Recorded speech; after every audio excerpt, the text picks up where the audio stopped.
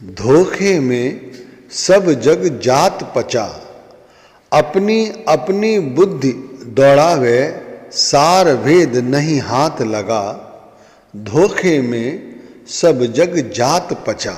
स्वामी जी महाराज की वाणी की व्याख्या करने से पहले थोड़ा ये चर्चा करते हैं कि हम क्या करें जिससे हमारे अंदर बदलाव आए, हमारा समय बदले। भाई समय नहीं बदलता, समय तो जैसा चल रहा है ऐसे ही चलता रहेगा और ऐसे ही चलता रहा है। ये अलग बात है कि हमने समय को कभी सतयुग बोल दिया, कभी कलयुग बोल रहे हैं। आज हमें समय बदलने की आवश्यकता नहीं है, समय बदलेगा नहीं, हमें खुद को बदलना होगा। अब जैसे संत वाल्मीकि की बात करें तो वो पहले कहते एक बहुत बड़े डाकू रहे, लेकिन गुरु नारद जी के सानिध्य में आने से, नामदान मिलने से एक वो बहुत बड़े संत बन गए। इसी तरह एक अंगुलीमाल, वो भी एक डाकू था, बुद्ध की शरण में आने पर वो भी एक बहुत बड़ा संत बन गया। आज भी बहुत सारे ऐसे लोग हैं भाई जो बहुत लड़ाई झगड़ा किया करते थे, धन की आसक्ति रखते थे, 24 घंटे दूसरों का अहित चाहते थे, हर समय नशाखोरी, अयासी, झूठ, इन्हीं सब चीज़ों में उलझे रहते थे। लेकिन आज बहुत उनका जीवन बदल गया है। ये ऐसा क्यों हुआ? क्या कोई समय बदल गया? समय नहीं बदल गया, उन्होंने अपने आप को बदल लिया। अब मैं आप लोगों से पूछता हूं, क्या आप बदल गए हैं? अगर बदल गए हैं तो बहुत अच्छी बात है, और यदि नहीं बदले हैं, इतने सत्संग सुनने के बाद भी, नाम दान मिलने के बाद भी, तो भाई किसी भुलावे में हो कि आपका कभी समय बदलेगा। वो समय नहीं बदलेगा, समय कभी नहीं बदलेगा। समय जैसा आज है वैसा ही कल रहेगा और ऐसा ही परसों रहेगा। अगर हम अपने आप को बदलना चाहते हैं तो बदलें। शुरुआत कहाँ से करें? मैं कहता हूँ हर भाई से, हर बहन से, हर बुजुर्ग से, और उन बच्चों से भी जो आज विद्यार्थी हैं, उन सभी से, कि भाई समय नहीं बदलेगा, आप अपने आप को बदलो। तो भाई हमारा नसीब बदले, हम बदलें, हमारा समय बदले, इसके लिए शुरुआत सुबह से करो। सुबह जल्दी उठने का अभ्यास बनाओ। 4 बजे, 5 बजे, 6 बजे, अगर रात्रि के 3 बजे भी उठ सकते हो तो उठो, लेकिन भाई सुबह सूर्य निकलने से पहले उठने का अभ्यास बनाओ। चाहे बुजुर्ग हो, चाहे युवा हो, चाहे विद्यार्थी हो, सभी लोग सुबह उठने का सबसे पहले अभ्यास बनाएं। सुबह से ही जो लोग समय की कद्र करने लगते हैं तो भाई वो रात्रि आते आते भी यही सब करते रहते हैं। यदि आपको नामदान मिला हुआ है तो जैसे गुरु ने बताया है, समझाया है, उसी तरह आसन बिछाकर, चौखड़ी लगाकर, ध्यान करते हुए नाम जपें। यदि आप विद्यार्थी हैं तो तरोताजा होकर अपनी पुस्तकों को खोलें, पढ़ें। नामधारी को चाहिए कि वो कम से कम 2.5 से 3 घंटे की बैठक बनाए, सुमिरन की, ध्यान की और भजन की। इसी तरह विद्यार्थी को भी कम से कम 2 से 2.5 घंटे कम से कम पढ़ना चाहिए। उसके बाद सोने की जरूरत नहीं है, उसके बाद जाओ थोड़ा व्यायाम करो। इसी तरह नामधारियों को चाहिए कि जाकर वो टहल के आएं, थोड़ा व्यायाम करें। भाई मेहनत से डरना नहीं है, मेहनत करनी है, मन में विश्वास बनाना है और मन के डर को बाहर निकालना है।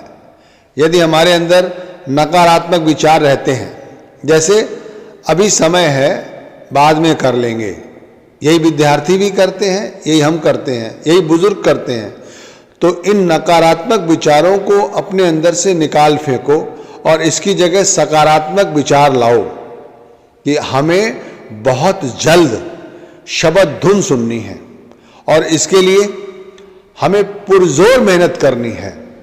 जितना हो सकेगा अपने आप से हम वो मेहनत करेंगे। 2-2.5 घंटे की बात छोड़ो, 2-2.5 घंटे तो हम नाम का सुमिरन भजन करेंगे ही। उसके बाद भी अपनी सोच हमेशा शब्द के साथ जोड़ के रखेंगे, गुरु के स्वरूप के साथ जोड़ के रखेंगे। इसी तरह एक विद्यार्थी के अंदर भी ये उत्साह होना चाहिए कि उसे पास नहीं होना है, उसे एक अव्वल नंबर लेकर पास होना है। भाई इसी तरह जो बहनें हैं, माताएं हैं, उन्हें भी ये विश्वास होना चाहिए कि मैं बहुत जल्द शब्द धुन सुनूंगी।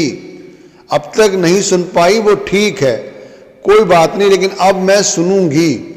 इसके लिए जो करना होगा करूंगी, कम बोलूंगी, कम से कम दूसरों के विषय में चर्चा करूंगी, दूसरों पर ध्यान कम दूंगी, थोड़ा कम खा लूंगी, गम खा लूंगी, लेकिन भजन सुमिरन को पूरा पूरा समय दूंगी। अपने आप पर ध्यान दूंगी कि पहले मैं क्या कर रही थी, अब वो सब नहीं करूंगी।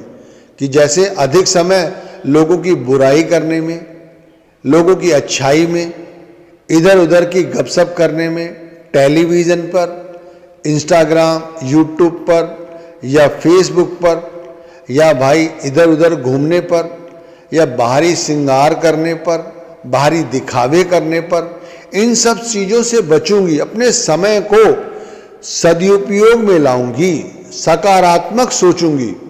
ऐसा नहीं कि जैसे मैं सोचती थी कि चलो कल उसका बुरा हो जाए या उसका अच्छा हो जाए, या वो मेरे विषय में क्या सोचती थी या क्या सोच रही होगी, मुझे किसी से कोई लेना देना नहीं। मेरे विषय में कोई क्या सोच रहा है, क्या नहीं सोच रहा है, मेरे मन में सिर्फ एक ही बात है कि मैं सबके विषय में अच्छा सोचूंगी और किसी का बुरा नहीं सोचूंगी। सभी के लिए जितना हो सकता है करूंगी, लेकिन अपने ऊपर ध्यान दूंगी कि भाई मेरा लक्ष्य क्या है।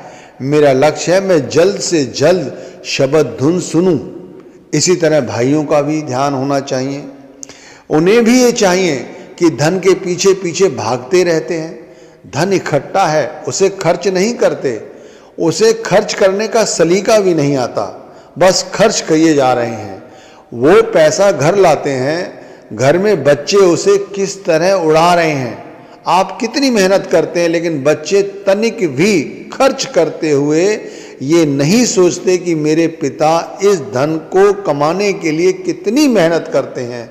आप अपने इस धन को कमाने के लिए कितना झूठ बोलते हैं, किस तरह से लोगों के गले काटते हैं, आप इस विषय में सोचिए। आपकी मेहनत जाया जा रही है। आप धन कमाते हैं कि आपका घर परिवार पले, अच्छी बात है, लेकिन आप वो घर के व्यक्ति ही आपके पैसे को किस तरह बर्बाद कर रहे हैं, आप विचार तो कीजिए।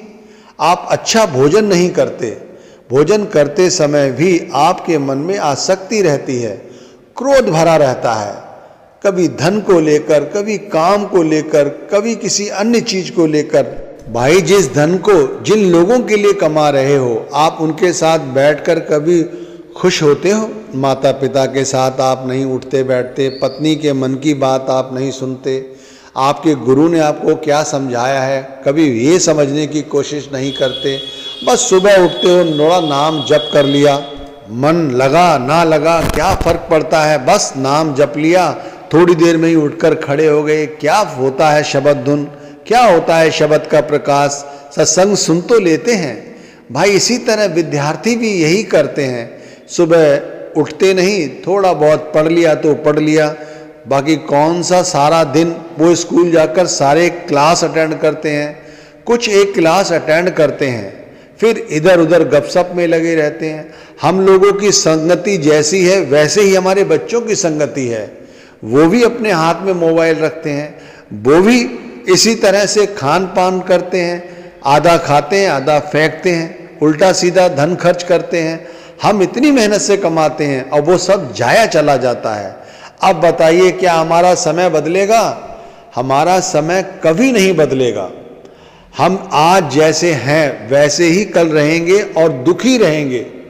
आप एक वो स्थिति आती है हमारे सामने कि हमारे बच्चे हमसे बात नहीं कर रहे हैं। आप अपने घर में बैठे हुए माता पिता से क्या बात कर रहे हैं? नहीं कर रहे हैं, और वो इसी तरह चले जाते हैं। हमारा तुम्हारा समय कभी नहीं बदलेगा। अब जो स्वामी जी महाराज की वाणी की शुरुआत हमने की थी, वो अब हमारे काम आती है। आप जी कहते हैं विश्वास रखो, मेहनत से मत डरो, मन में डर मत लाओ, और सकारात्मक विचार रखते हुए अच्छी संगति के साथ नाम की भजन बंदगी करो, अच्छे इंसान बनो। अपने ऊपर ध्यान दो कि भाई हमारा लक्ष्य क्या है। हमारा लक्ष्य है शब्द धुन सुनना, अंदर जाकर शब्द के प्रकाश को देखना। और वो कहते हैं अंदर सब कुछ है, उसके लिए हमें अंदर उतरना होगा। इसके लिए हमें अपने चंचल मन को शब्द के साथ जोड़ के रखना है।